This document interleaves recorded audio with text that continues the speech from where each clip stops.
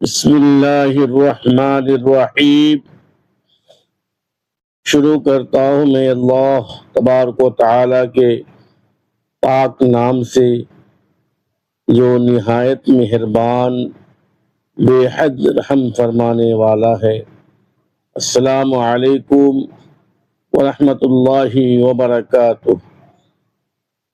محترم ناظرین کرام، امید ہے آپ سب حضرات اللہ تبارک و تعالی کے فضل و کرم سے خیر و عافیت سے ہوں گے۔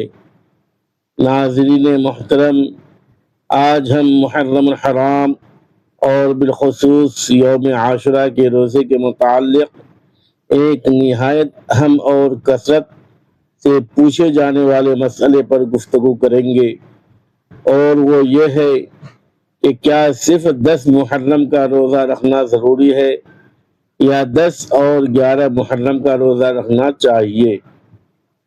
بہت سے مسلمان اس مسئلے میں الجھن کا شکار رہتے ہیں، اس لیے ضروری ہے کہ ہم قرآن و سنت اور علماء امت کی تشریحات کی روشنی میں اس مسئلے کو سمجھیں۔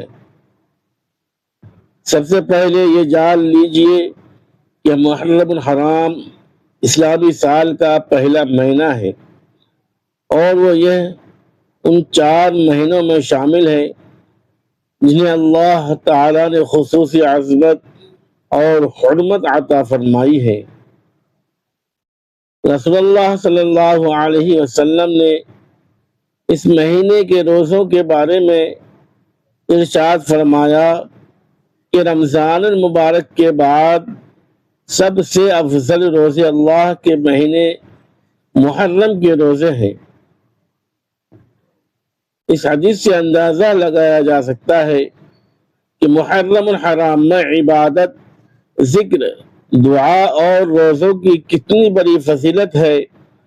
ناظرین کرام، یوم عاشوراء یعنی 10 محرم کا دن تاریخ اسلام میں بہت اہمیت کا حامل ہے۔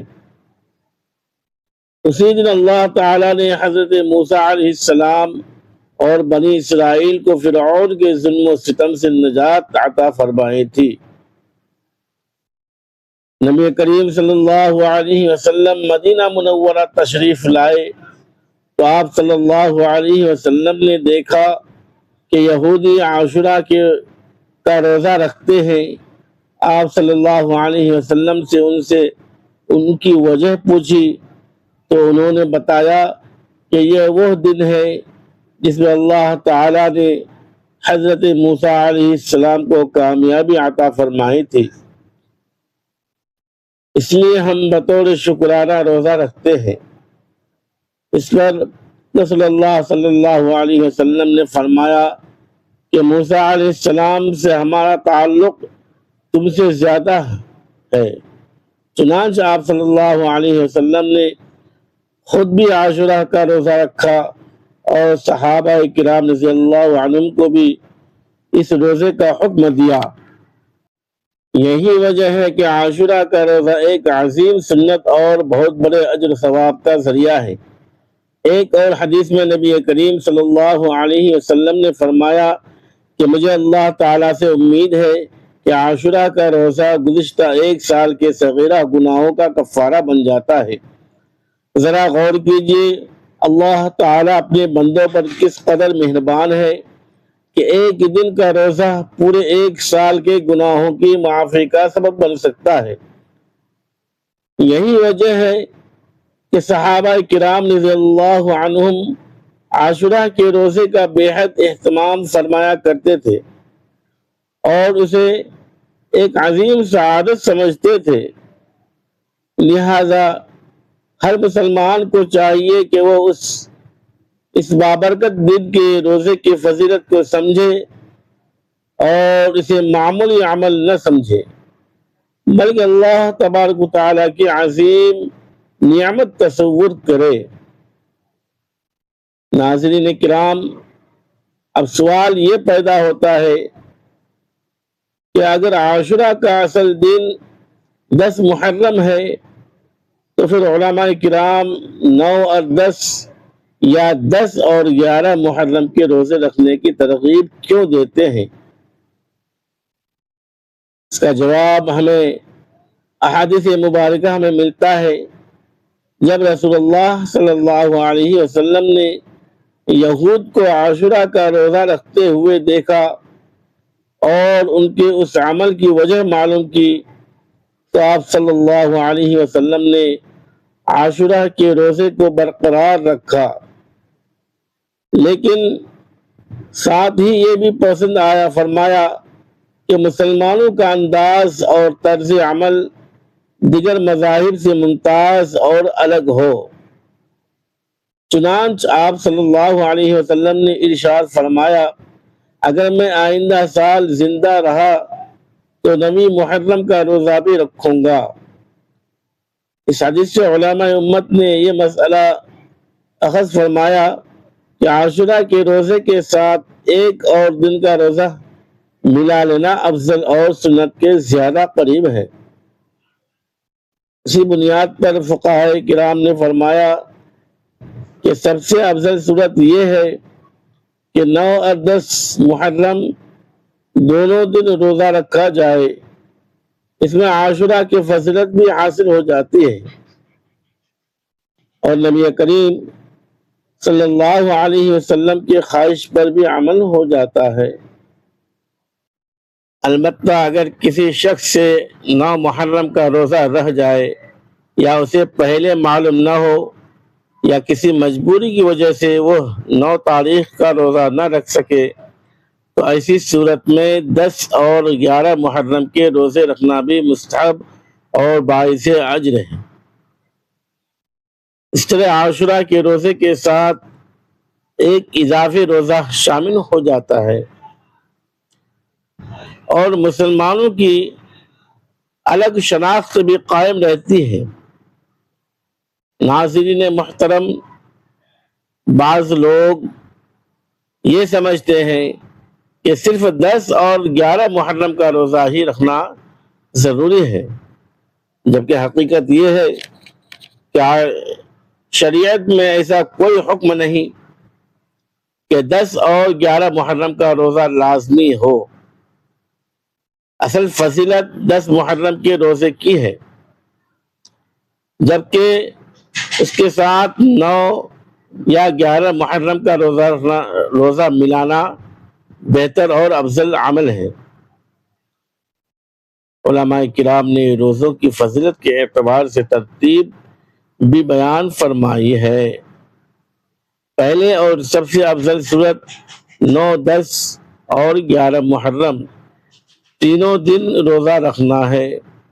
دوسری افضل صورت 9 اور 10 محرم کے روزے رکھنا ہے۔ تیسری صورت 10 اور 11 محرم کے روزے رکھنا ہے، اور اگر کوئی شخص صرف 10 محرم کا روزہ رکھ لے تو اس کا روزہ بھی درست ہے اور عاشورہ کی فضیلت بھی حاصل ہو جائے گی۔ اگرچہ افضل صورت یہ نہیں، اس لیے مسلمان کو چاہیے کہ وہ اس مسئلے میں غیر ضروری اختلاف اور بحث و مباحثہ سے بچیں اور زیادہ سے زیادہ سنت کے مطابق عمل کرنے کی کوشش کریں۔ اللہ تبارک و تعالیٰ نے دین کو آسان بنایا ہے، مشکل نہیں بنایا۔ جو شخص اخلاص کے ساتھ اللہ تبارک و تعالیٰ کی رضا کے لیے عاشورہ کا روزہ رکھتا ہے تو اللہ تبارک و تعالیٰ اس کے لیے اجر و ثواب کا عظیم خزانے کھول دیتا ہے اور اس کے گناہوں کی معافی کا سامان فرما دیتا ہے۔ ناظرین کرام، عاشورہ کا روزہ صرف بھوک اور پیاس برداشت کرنے کا نام نہیں، بلکہ یہ اللہ تبارک و تعالیٰ کی اطاعت، شکر گزاری اور اپنے نفس کی اصلاح کا ایک عظیم ذریعہ ہے۔ جب ایک مسلمان عاشورہ کے دن روزہ رکھتا ہے تو وہ در حقیقت ان عظیم انبیاء کرام علیہم السلام کی یاد تازہ کرتا ہے جن پر اللہ تبارک و تعالیٰ نے اپنی خاص رحمتیں نازل فرمائی۔ یہ دن ہمیں یہ سبق دیتا ہے کہ اللہ تبارک و تعالیٰ اپنے نیک بندوں کو کبھی تنہا نہیں چھوڑتا۔ حضرت موسیٰ علیہ السلام کے سامنے سمندر تھا اور پیچھے فرعون کا لشکر، لیکن جب انہوں نے اپنے رب پر بھروسہ کیا تو اللہ تبارک و تعالیٰ نے سمندر میں راستہ پیدا فرما دیا۔ اسی طرح آج بھی جو بندہ اللہ تعالیٰ پر کامل یقین رکھتا ہے تو اللہ تبارک و تعالیٰ اس کے لیے مشکلات سے نکلنے کے راستے پیدا فرما دیتا ہے۔ ناظرین محترم، محرم الحرام کا مہینہ ہمیں توبہ، استغفار، عبادت اور نیک اعمال کی طرف متوجہ کرتا ہے۔ عاشورہ کے روزے کے ساتھ ساتھ ہمیں نمازوں کی پابندی کرنی چاہیے، قرآن کریم کی تلاوت کا اہتمام کرنا چاہیے، کثرت سے درود شریف پڑھنا چاہیے اور اپنے گناہوں پر سچی توبہ کرنی چاہیے۔ یہ بھی یاد رکھیں کہ صرف روزہ رکھ لینا کافی نہیں، بلکہ اپنی زبان، آنکھوں، کانوں اور دل کی بھی حفاظت کرنا ضروری ہے۔ اگر روزے کے دوران انسان جھوٹ، غیبت، چغلی، بد زبانی اور گناہوں سے نہیں بچتا تو وہ روزے کی حقیقی روح سے محروم رہ جاتا ہے۔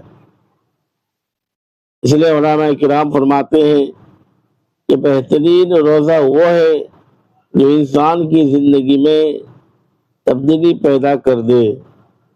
عاشورہ کے دن صدقہ و خیرات کا بھی خصوصی اہتمام کرنا چاہیے۔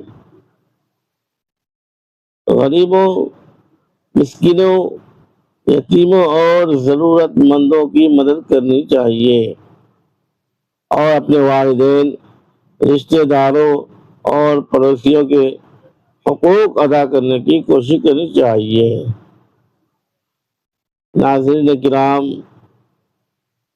خلاصہ کلام یہ ہے کہ عاشورہ کا اصل روزہ 10 محرم کا روزہ ہے اور اس کے ساتھ 9 یا 11 محرم کا روزہ شامل کرنا افضل اور بہتر ہے۔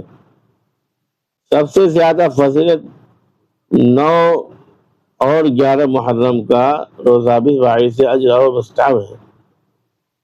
لہذا ہمیں چاہیے کہ محرم الحرام کے ان مبارک دنوں کو غفلت میں ضائع نہ کرے، بلکہ انہیں عبادت، ذکر، دعا، استغفار، روزے اور نیک اعمال سے آباد کریں۔ اللہ تبارک و تعالی ہمیں عاشورہ کے روزے کی برکت نصیب فرمائے، ہمارے صغیرہ و کبیرہ گناہوں کو معاف فرمائے، ہمارے دلوں کو ایمان کی روشنی سے منور فرمائے، ہمیں سنت نبوی صلی اللہ علیہ وسلم پر چلنے کی توفیق عطا فرمائے، ہمارے والدین کی مغفرت فرمائے، ہماری اولاد کو نیک اور صالح بنائے، ہمارے رزق میں برکت عطا فرمائے اور ہمیں دنیا و آخرت کی کامیابیاں نصیب فرمائے، آمین یا رب العالمین۔ ناظرین محترم، اگر آپ کو یہ بیان پسند آیا ہو اور اس سے کچھ سیکھنے کو ملا ہو تو ویڈیو کو لائک، شیئر اور کمنٹ ضرور کیجیے، اور اگر آپ ہمارے چینل پر نئے ہیں تو چینل کو سبسکرائب کر کے بیل آئیکن ضرور دبا دیجیے تاکہ اسلامی معلومات، محرم الحرام کے فضائل و دعائیں، وظائف اور ایمان افروز بیانات سب سے پہلے آپ تک پہنچتے رہیں۔ آخر میں دعا ہے کہ اللہ تبارک و تعالی ہم سب کو دین کی صحیح سمجھ، اخلاص کے ساتھ عمل اور اپنی رضا حاصل کرنے کی توفیق عطا فرمائے، آمین ثم آمین۔ السلام علیکم ورحمۃ اللہ وبرکاتہ. خدا حافظ.